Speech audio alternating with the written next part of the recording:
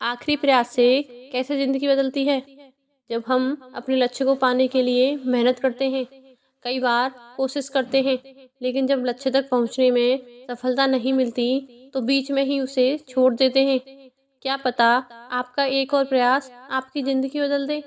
ध्यान से सुनिए, आपको मैं एक कहानी के माध्यम से बताती हूँ। एक समय की बात है, एक राज्य में एक प्रतापी राजा राज करता था। एक दिन उसके दरबार में एक विदेशी आगंतुक आया। उसने राजा को एक सुंदर पत्थर उपहार में दिया। राजा वह पत्थर देख बहुत प्रसन्न हुआ।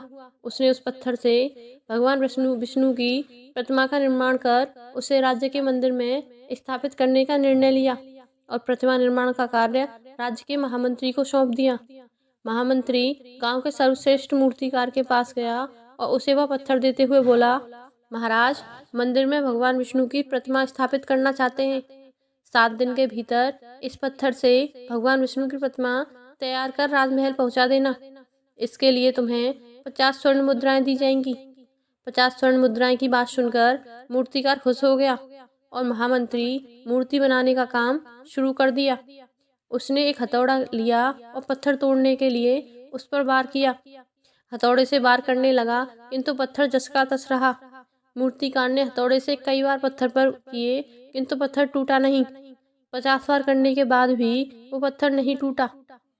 मूर्तिकार ने अंतिम बार प्रयास करने के उद्देश्य से हथौड़ा उठाया, किंतु यह सोचकर हथौड़े पर प्रहार करने से उसने हाथ खींच लिया और सोचने लगा कि जब 50 बार के वार करने से पत्थर नहीं टूटा, ये अब क्या टूटेगा।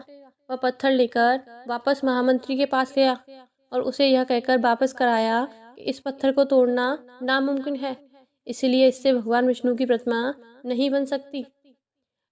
अब महामंत्री को राजा का आदेश हर स्थिति में पूर्ण करना था, इसलिए उसने भगवान विष्णु की प्रतिमा बनाने का काम गांव के एक साधारण से मूर्तिकार को सौंप दिया। पत्थर लेकर मूर्तिकार ने महामंत्री के सामने ही उस पर हथौड़े से प्रहार किया और वह पत्थर एक बार में ही टूट गया। पत्थर टूटने के बाद मूर्तिकार प्रतिमा बनाने में जुट गया। इधर महामंत्री सोचने लगा कि काश पहले मूर्तिकार ने एक अंतिम प्रयास और किया होता तो सफल हो गया होता और 50 स्वर्ण मुद्राओं का हकदार बनता।